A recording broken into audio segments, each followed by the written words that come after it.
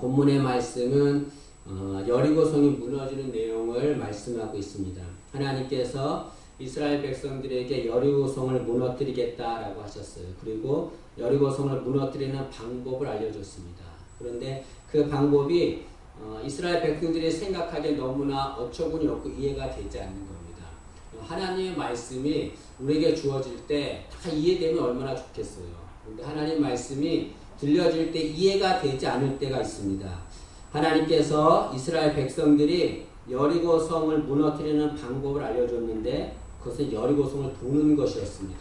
뭐 칼과 창을 준비하거나 뭐 이런 것이 아니라 그냥 도는 거예요. 도는 거예요. 여러분 여리고성을 한번 돌면은 그게 둘레가 한 600m 된다고 그래요. 한 번 돌면 얼마 되지 않습니다. 그게 다인 거예요. 하루에 그렇게 돌라는 겁니다. 이스라엘 백성들은 하나님의 명령대로 여리고성을 돌기 위해서 여리고성을 도는 행진 대형을 이룹니다. 그것이 8절과 9절에 나오는데 먼저는 제사장 7이 맨 앞에 서서 양강나팔 7을 잡고 나팔을 붑니다. 8절 상반절을 보시면 여호수아가 백성에게 이르기를 마침에 제사장 7은 양강나팔 7을 잡고 여호와 앞에서 나아가며 나팔을 불고 라고 말합니다. 그러니까 7 제사장이 양강나팔을 7을 잡고 맨 앞에 서서 양강나팔을 부는 거예요. 그리고 그 뒤를 언약궤가 따랐습니다. 8절 하반절이 나오고 그 다음에 그 7 제사장과 언약궤 그 앞과 뒤에 무장한 자들이 그 언약궤 앞과 뒤를 따랐다라고 말합니다. 9절을 보시면 그 무장한 자들은 나팔 부는 제사장들 앞에서 행진하며 후군은 궤 뒤를 따르고 제사장들은 나팔을 불며 행진하더라. 이 대형이 좀 어떤 대형이냐면 맨 앞에 무장한 자들이 앞에 있고 그 다음에 그 뒤에 7 제사장이 7 양강 나팔을 불고서 있고 그 뒤에 언약궤가 따랐고 그 뒤에 또 무장한 자들이 따랐다라고 말합니다. 여기에 보면 이 대형의 가장 중앙에 뭐가 있습니까? 언약궤가 있지요. 언약궤. 이 언약궤는 뭘 말합니까? 하나님을 상징하는 거죠. 이거는 뭘 말하겠습니까? 여리고성을 무너뜨릴 때 어떻게 해야 무너지는가? 하나님을 우리 삶의 중심으로 모실 때에 여리고성을 무너뜨릴 수 있다는 것을 말씀하고 있습니다. 인생 살 때에 여리고성과 같은 그런 큰 문제가 우리 앞에 있을 때가 있습니다. 많은 노력을 하지요. 그 성을 무너뜨리려고. 근데 인간의 능력은 한계가 있습니다. 되지가 않아요. 그런데 하나님은 그 여리고성을 무너뜨릴 수가 있습니다. 그런데 아무렇게나 무너뜨리지 않아요. 어떻게 하면 그 성을 무너뜨리는가? 그 능력의 하나님을 우리 중심에 모실 때 하나님께서 여리고성을 무너뜨린다라고 해석할 수가 있습니다. 여러분 힘들고 어려운 상황이 있다고 할 때에 여리고성과 같은 문제가 앞에 있을 때에 절대로 여리고성 바라볼 필요 없습니다. 하나님만을 중심에 모시면 하나님께서 여리고성을 무너뜨려 줄 줄로 믿습니다. 그리고 또 보면은 이스라엘 백성들이 이렇게 대형을 이뤄서 행진을 하는데요. 그 행진하는 모습이 하나님을 찬양하는 모습입니다. 여러분. 맨 앞에 양강나팔을 불어요. 그리고 뒤에 백성 언약궤가 따르고 백성들이 따르고 그 모습이 찬양하며 행진하는 모습입니다. 찬양하며 행진하는 모습은 왜 이렇게 비쳤을까요? 하나님께서 이스라엘 백성들에게 전쟁에서 승리를 주실 것이기 때문에 그 승리 주시는 하나님께 찬양하는 겁니다. 미리 하나님께서 내가 너에게 승리를 줄 것이라는 것을 알려주신 거예요. 그러니까 너희들이 이렇게 찬양하라 라고 알려주신 거죠. 이스라엘 백성들은 하나님 명령대로 이렇게 여리고성을 돕니다. 근데 여호수아가 이스라엘 백성들에게 여리고성을 돌고 행진할 때에 반드시 하지 말아야 될 것이 있다라고 말합니다. 한 가지가 있어요. 그것이 뭐냐면 침묵하는 겁니다. 10절 말씀을 보시면 10절에 여호수아가 백성에게 명령하여 이르되 너희는 외치지 말며 너의 음성을 들리게 하지 말며 너희 입에서 아무 말도 내지 말라. 그리하다가 내가 너희에게 명령하여 외치라 하는 날에 외칠지니라 하고 말합니다. 이스라엘 백성들이 여리고성을 이렇게 대형을 이루어서 돌아요. 그 도는데 여호수아가 한 가지 명령을 합니다. 너희들은 여리고성 돌 때 아무 말 하면 안 된다라고 말해요. 10절 말씀에 보면 여호수아가 여리고성을 돌 때 침묵하라 한마디만 하면 되는데 여기 침묵할 것을 여러 번 강조합니다. 10절을 다시 보시면 세 가지를 얘기하는데요. 여호수아가 백성의 명령에 이르되 너희는 외치지 말며, 그 다음에 너희 음성을 들리게 하지 말며, 그 다음에 너희 입에서 아무 말도 내지 말라. 이 말은 다 뭐겠어요? 그러니까 침묵하라 그런 말이죠. 그러니까 한 번에 침묵하라 라고 말해도 되는데 이렇게 같은 말을 여러 번 강조하는 것은 무엇입니까? 반드시 침묵해야 된다는 것을 말하는 거죠. 반드시. 어떠한 상황이 오더라도 절대 말하면 안 된다. 침묵해야 된다는 것을 말씀하고 있습니다. 원래 전쟁을 하면 어떻게 됩니까? 사기를 북돋기 위해서 그리고 서로 대화를 하기 위해서 크게 큰 소리를 외쳐야 되는 게 정석 아니겠어요? 근데 하나님은 반대로 말합니다. 절대로 말하면 안 된다. 침묵하라 라고 말해요. 왜 침묵하라고 했을까? 저는 두 가지 때문이다 라고 생각합니다. 제가 묵상한 바로 첫째는 침묵하라고 하신 이유는 이 전쟁은 이스라엘 백성들이 하는 것이 아니라 하나님이 하시는 전쟁이기 때문에 그렇습니다. 여리고성을 무너뜨린 전쟁은 하나님이 하시는 전쟁이에요. 하나님이 하시는 전쟁이기 때문에 인간이 개입해서는 안 되는 거예요. 인간이 소리를 내서는 안 됩니다. 하나님만이 하시게끔 인간은 가만히 있는 겁니다. 하나님이 하시는데 인간이 이건 이렇습니다. 저건 저렇습니다. 막 나서면은 그게 되겠습니까? 하나님 그걸 원하지 않는 거죠. 우리가 간혹 하나님 일할 때에 오해를 하는 것이 있습니다. 그것이 뭐냐면 하나님 일할 때 하나님의 방법이 아니라 자신의 의견을 하나님보다도 앞세울 때가 있어요. 자신의 생각, 자신의 경험 이런 것도 앞세울 때가 있어요. 그러면 하나님의 일을 온전히 이룰 수 없습니다. 하나님의 능력을 체험할 수가 없습니다. 내 생각이 이런 생각이 있다 할지라도 내가 이런 경험을 하는 것이 있다 할지라도 하나님이 하신 일이면 우리보다 더 위대하신 분 아니겠습니까? 하나님 하실 때 우리는 가만히 있으면 되는 겁니다. 하나님의 능력을 체험하려면 침묵해야 됩니다. 이스라엘 백성들은 이 경험을 했어요. 침묵함으로 하나님의 능력을 체험한 적이 있습니다. 애굽에서 나와서 가나안 가는데요. 맨 처음 그들 앞에 나온 것이 뭐냐면 홍해였어요. 홍해인데 홍해를 건널 수가 없는 거예요. 근데 뒤에는 또 보니까 애굽 군대가 막 말을 타고 쫓아오는 겁니다. 앞으로 가자니 홍해가 있어서 빠져 죽고 뒤로 가자니 애굽 군대한테 죽고 어떻게 할 수가 없는 상황이에요. 그때 백성들이 어떻게 했습니까? 원망하고 불평했어요. 우리를 애굽에 죽일 데가 없어서 매장지가 없어서 광야에 죽이려고 우리를 다 이곳에 이끌었냐? 막 원망하고 불평했습니다. 사람의 소리를 낸 거죠. 그럴 때 모세가 그들에게 말하기를 너희들 침묵하라 라고 말합니다. 출애굽기 14장 14절에 이렇게 말합니다. 모세가 한 말인데요. 여호와께서 너희를 위하여 싸우시리니 너희는 가만히 있을지니라 라고 말해요. 가만히 있으라. 침묵하라 그런 말이죠. 원망 불평하지 말고 아무 소리 내지 말고 가만히 있으라. 하나님이 싸우실 것이다 라고 말합니다. 백성들은 모세의 말을 듣고 침묵했어요. 그 결과 그 홍해가 갈라지는 하나님의 능력을 체험했죠. 그리고 홍해를 건넜습니다. 우리 인생도 마찬가지입니다. 하나님이 일을 하실 때에 우리가 막 뭐라고 우리 생각, 우리 경험 내세울 필요 없어요. 침묵하면 되는 겁니다. 언제까지 침묵해야 합니까? 하나님이 외치라 하실 때까지 침묵해야 되는 겁니다. 10절 하반절에 보면 여호수아가 이렇게 말합니다. 10절 하반절에 그리하다가 내가 너희에게 명령하여 외치라 하는 날에 외칠지니라. 계속 침묵하다가 언제 말하냐, 언제 외치냐, 내가 너희들에게 외치라 라고 말할 때 그때 외치라는 겁니다. 다시 말하면 하나님이 말하라고 할 때까지 우리는 침묵하는 거예요. 내 생각이 있다 할지라도 가만히 침묵한 우리가 되어야 될 줄로 믿습니다. 그 다음에 하나님이 또 왜 침묵하라 하셨는가? 그것은 사람의 말이 아니라 하나님의 말씀에 집중하기 위해서 침묵하라 하셨다라고 생각합니다. 여기 여리고성을 돌 때에 소리를 낼 수 있는 것은 단 하나 있습니다. 그것은 뭐냐면 양각나팔이에요. 양각나팔은 계속 소리를 내야 합니다. 이 양각나팔은 하나님의 음성, 하나님의 소리, 하나님의 말씀을 의미합니다. 하나님의 말씀은 능력이 있습니다. 이 천지를 어떻게 창조했습니까? 말씀으로 창조했어요. 말씀으로. 그것이 하나님의 능력, 말씀의 능력이 있음을 말하는 겁니다. 그런데 이 하나님의 능력을 체험하려면 하나님의 말씀을 들어야 돼요. 하나님의 말씀을 들으려면 침묵해야 됩니다. 침묵해야 돼요. 양강나팔 소리만 나게 해야 되는 겁니다.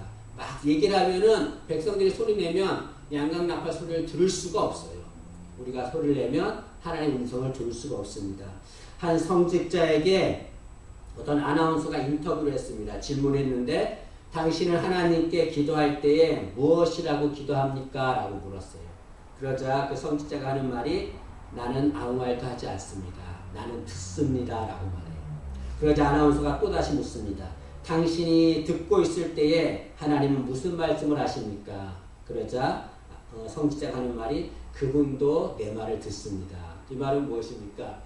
기도할 때에 자신의 경험, 자신의 생각, 하나님은 이렇게 해야 됩니다. 저건 저렇게 해야 됩니다. 이렇게 하셔야 일이 이루어집니다. 라고 막 말을 하는데 그것이 아니라는 거죠. 기도는 하나님의 음성을 듣는 겁니다. 그래야 하나님의 능력을 체험할 수 있습니다. 우리 인생도 마찬가지입니다. 우리가 알아야 얼마큼 압니까, 여러분? 하나님 앞에 우리는 아무것도 아닌 거예요. 하나님 말씀하실 때에 우리는 침묵하는 연습을 해야 될 줄로 믿습니다. 그리고 나서 이제 이스라엘 백성들이 하루에 한 바퀴씩 6일 동안 이렇게 6번을 돌았어요. 그러고 나서 7째 날에는 여리고성을 7번을 돕니다. 15절 말씀을 보시면 7째 날 새벽에 그들이 일찍이 일어나서 전과 같은 방식으로 그 성을 7번 도니 그 성을 7번 돌기는 그날뿐이었더라. 6째 날까지는 하루에 한 바퀴 돌았어요. 7째 날에는 7번을 돌았습니다. 여기 우리가 읽은 본문에 보면 7이라고 하는 숫자가 여러 번 나옵니다. 7 제사장, 7 양강나팔, 7바퀴, 7이라는 숫자가 여러 번 나옵니다. 그 여호수아 6장에 보면 이 7이라고 하는 숫자가 14번 나와요. 근데 우리가 읽은 본문에는 11번 나옵니다. 왜 이렇게 7이라는 숫자에 많은 할애를 했을까요? 성경은 숫자가 상징이 있는데요. 성경에서 7, 7은 완전과 완성을 의미합니다. 전에 한번 얘기했는데 하늘의 숫자가 3이에요. 성부, 성자, 성령. 셋째 하늘 이렇게 하늘의 숫자는 3입니다. 땅의 숫자는 4예요. 동서남북, 봄, 여름, 가을, 겨울 이렇게 있잖아요. 하늘의 숫자 3과 땅의 숫자 4가 더하면 7이 됩니다. 하늘의 숫자 3과 땅의 숫자 4가 곱하면 12가 됩니다. 성경은 7과 12는 완전수예요. 그리고 구약에는 왜 지파가 12지파밖에 없습니까? 그 완전하다는 걸 말하죠. 예수님의 제자는 왜 12명밖에 없습니까? 공자의 제자는 3,000명인데 예수님이 공자보다 못해서 그렇습니까? 완전하다는 것을 말씀하는 거죠. 완전한 제자를 이루었다는 것을 말씀합니다. 또 예수님께서 천지를 6일 동안 창조하셨어요. 그 7일 동안 뭐 하셨습니까? 안식하셨어요. 쉬셨습니다. 이것은 뭘 말합니까? 6일 동안의 창조를 완벽하게 했다는 것을 말씀하고 있습니다. 성경은 7을 완전수를 말하는데 여기 하나님께서 이스라엘 백성들에게 여리고성을 7바퀴 돌라라고 하는 것, 7번을 강조한 것은 하나님께서 이스라엘 백성들에게 완전한 승리를 준다는 것을 암시하는 것이라 할 수 있습니다. 여리고성 쏠 때에 얘들아 염려하지 마라, 걱정하지 마라. 내가 반드시 여리고성을 무너뜨릴 거야. 너희가 승리하게 할 거야. 걱정하지 말고 돌기만 하라라고 말하는 거죠. 우리 인생 살아갈 때에 우리 힘으로 안 될 때가 있습니다. 하나님의 음성에 귀를 기울이면 돼요. 하나님은 우리에게 아무거 하라고 하지 않아요. 너 이것을 이루기 위해서 이런 능력해야 되는데 이거 해야 된다 막 말하지 않습니다. 하나님은 그냥 돌아라. 내가 그러면 여리고성을 무너뜨릴게. 그냥 돌기만 하라라고 말합니다. 언제까지 돌아야 됩니까? 7번까지 돌아야 돼요. 7번까지. 그러면 여리고성은 무너지는 거죠. 이거 여리고성을 이스라엘 백성들이 7번 돌자 여호수아가 외치라라고 말합니다. 16절에 보시면 7번째에 제사장들이 나팔을 불 때에 여호수아가 백성에게 이르되 외치라 여호와께서 너에게 이 성을 주셨느니라 라고 말합니다. 외치라 라고 했는데 이 외치라 라고 하는 말은 승리의 함성을 지르라 그런 말입니다. 승리의 함성을 지르는 것은 언제 지릅니까? 승리할 때 함성을 지르잖아요. 이 말은 하나님께서 이스라엘 백성들에게 승리 주셨다는 것을 말씀하는 거죠. 근데 여러분 여호수아가 이 말을 할 때에는 아직 전쟁에서 승리하지 않은 상황입니다. 그럼에도 불구하고 여호수아는 확신을 가지고서 외치라 승리 함성을 지르라 라고 말합니다. 왜 그런 확신을 갖게 되었을까요? 하나님의 말씀을 듣고 그 말씀을 믿었기 때문에 그렇습니다. 여러분 말이라 우리가 말을 할 때 말이요. 인간의 말이 있고 하나님의 말이 있습니다. 인간의 말은 그냥 소리예요. 소리, 음성입니다. 그런데 성경에서 하나님 말씀은 히브리어로 다바르라고 합니다. 근데 다바르에는 두 가지 뜻이 있어요. 하나님 말씀이라는 뜻이 있고 사건이라고 하는 뜻이 있습니다. 이 사건은 성취라는 거죠. 왜 다바르의 말씀과 사건, 성취가 같이 있을까요? 하나님은 말씀하시면 그것이 그 즉시 일어나는 거예요. 그 즉시 성취되는 겁니다. 우리는 말을 할 때 그냥 말하면 그냥 말로 끝나는 거예요. 하나님은 말씀하시면 그 말씀한 그대로 일어나는 거예요. 빛이 있으라 하면 그냥 빛이 생기는 겁니다.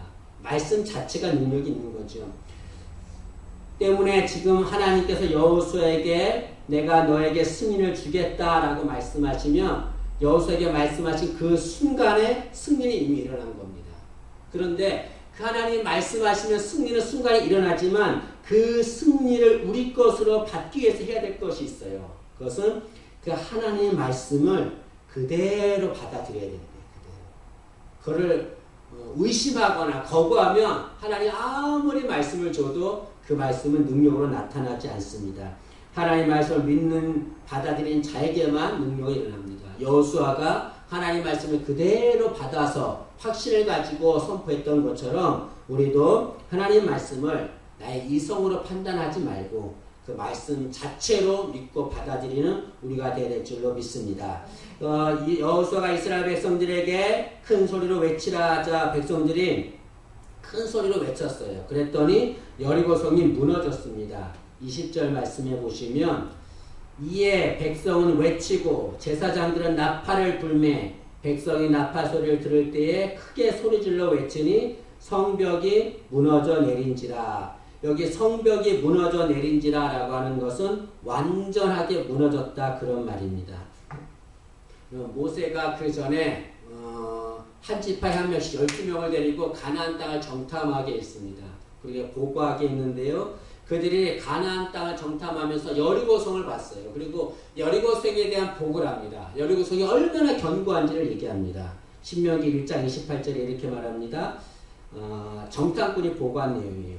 우리가 어디로 가랴? 우리의 형제들이 우리를 낙심하게 하여 말하기를 그 백성은 우리보다 장대하며 그 성읍들은 여리고성이지요. 그 성읍들은 크고 성곽은 하늘에 닿았으며 그 여리고성이 얼마나 견고하냐면 그 성은 컸고 그 성곽은 하늘에 닿았다라고 말합니다. 이것은 인간의 능력으로는 여리고성을 무너뜨릴 수 없다는 거예요. 그러나 아무리 강한 여리고성이라 할지라도 하나님은 무너뜨릴 수 있는 거죠. 어떻게 무너뜨립니까? 완전히 무너뜨리는 거예요. 우리 힘으로 해결할 수 없는 일, 그 어떤 일이 있다 할지라도 하나님은 무너뜨립니다. 해결하십니다. 완전하게 해결하시는 거죠. 혹자는 이런 말을 합니다. 이 백성들이 그 소리를 와 지를 때에 여리고성이 무너졌잖아요. 그때 하나님께서 그 여리고성 그때만 소리 지를 때 그때만 그 부근에 지진을 일으켜서 여리고성이 무너뜨리게 했다라고 얘기합니다. 근데 그 학자의 주장이죠. 중요한 것은 무엇입니까? 하나님께서 여리고성을 무너뜨리셨다는 거죠, 여러분. 이 말씀 믿기를 원합니다. 하나님 무너뜨리면 완전하게 무너지는 거예요, 완전하게. 우리가 할 일은 하나님이 조용하라 하면 조용하고 외치라 하면 외치는 겁니다. 뭐 특별한 거 있습니까? 뭐 논문 쓰라는 것도 없고 뭐 숙제 해오라는 것도 없고 그냥 조용하고 외치면 되는 거예요. 그럴 때 하나님의 능력이 임할 줄로 믿습니다. 여기 여리고성이 무너진 사건을 통해서 저는 배워야 될 것이 두 가지 있다라고 생각합니다. 첫째로 여리고성이 무너지려면 한 마음이 되어야 한다는 거죠. 여기 백성들이 여호수아가 백성들한테 침묵하라 하자 모든 백성이 다 똑같이 침묵했어요. 여호수아가 외치라 하자 모든 백성이 똑같이 외쳤습니다. 이것은 모든 백성이 한 마음이 되었다는 걸 말하는 거죠, 여러분.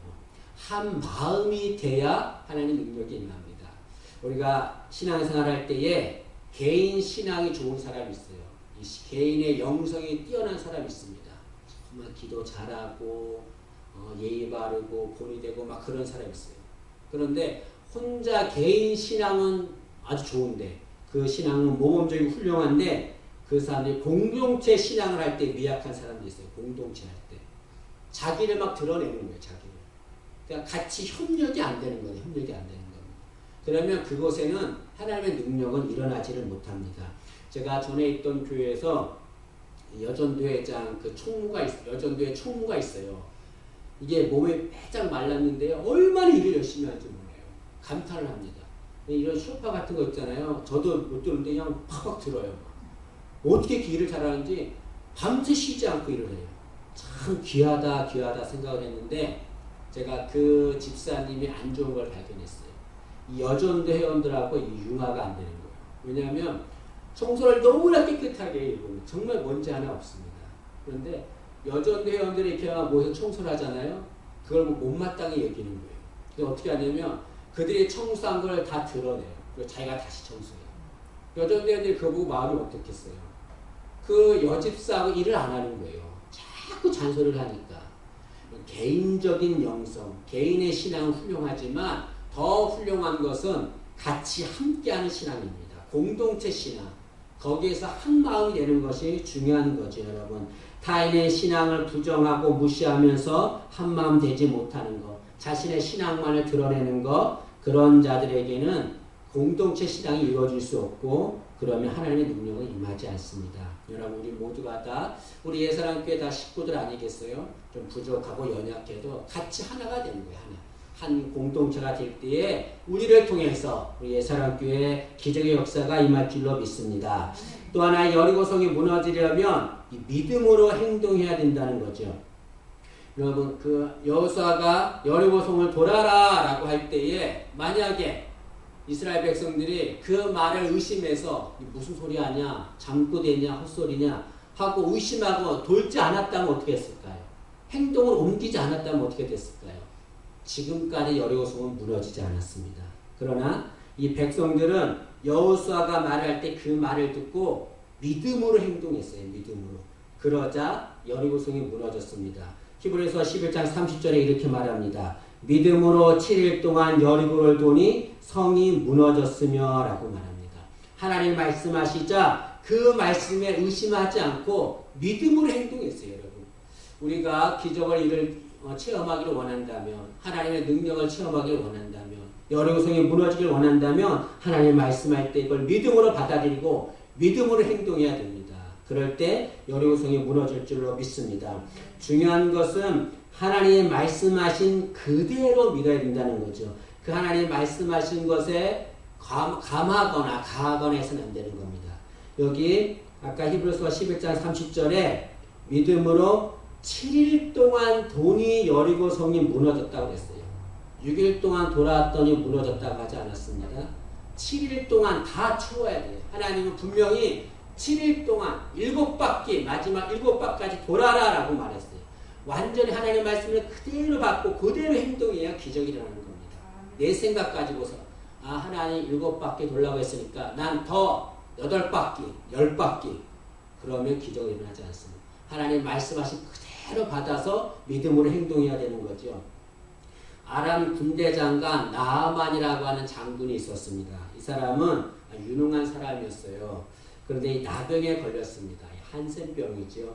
나병에 걸려서 이제 이 병을 치료받기 위해서 엘리사라고 하는 사람한테 갔습니다. 그런데 엘리사가 나오지 않는 거예요. 대신 하인이 나와서 엘리사가 말하기를 저 요단강에 가서 몸을 7번 씻으라고 합니다. 그러면 고침받을 겁니다. 이 나아만이 기분이 안 좋았어요. 장군이 왔는데 와서 좀 이렇게 예를 차려서 반겨야지 나오지 않는 거예요. 그런데 나아만 장군은 기분이 상했지만 그 하인의 말대로 요단강에서 몸을 씻었습니다. 1번, 2번, 3번, 4번 아무리 씻어도 몸이 깨끗해지지 않는 거예요. 6번 씻어도 안 깨끗해집니다. 그런데 7번을 씻었어요. 어떻게 했습니까? 어린아이의 살처럼 깨끗해졌다라고 말합니다. 만약에 이 나아만 장군이 하나님 이상하다. 뭐 7번이나 씻냐? 한 5번만 씻었다고 해봅시다. 기적은 일어나지 않습니다. 여러분. 하나님이 말씀하신 그대로 행동해야 되는 거예요. 내 생각을 더하거나 빼거나 내가 이만큼 더 하면 하나님 기뻐하겠지 하고 하나님 말씀에 더 첨가해서 행동한다고 해서 기적이 일어나는 거 아닙니다. 하나님 말씀하신 그대로만 그만큼만 행동할 때에 기적의 역사가 일어날 줄로 믿습니다. 말씀을 마치겠습니다. 우리 인생에 여리고성이 있습니다. 내 힘으로 무너뜨릴 수 없습니다. 그러나 여리고성은 무너졌습니다. 어떻게 무너졌습니까? 언약궤가 그들의 중심에 있을 때 무너졌습니다. 하나님은 우리 삶의 중심으로 모시면 여리고성은 무너집니다. 또한 하나님의 음성을 들으면 여리고성은 무너집니다. 양강나팔 소리, 그 소리만 들려야 돼요. 여호수아가 말한 그 소리만 들어야 돼요. 하나님의 음성을 들을 때만 여리고성은 무너집니다. 그 음성을 듣기 위해서는 어떻게 해야 됩니까? 하나님의 음성을 듣기 위해서 침묵해야 돼요. 침묵해야 돼요. 그리고 하나님의 음성에 집중해야 됩니다. 그리고 하나님 말씀하신 그 말씀을 있는 그대로 받아들여서 믿음으로 행동해야 됩니다. 그럴 때 견고한 성 여리고성이 무너집니다. 우리 인생에 이런 기적의 은혜가 임하기를 간절히 소망합니다.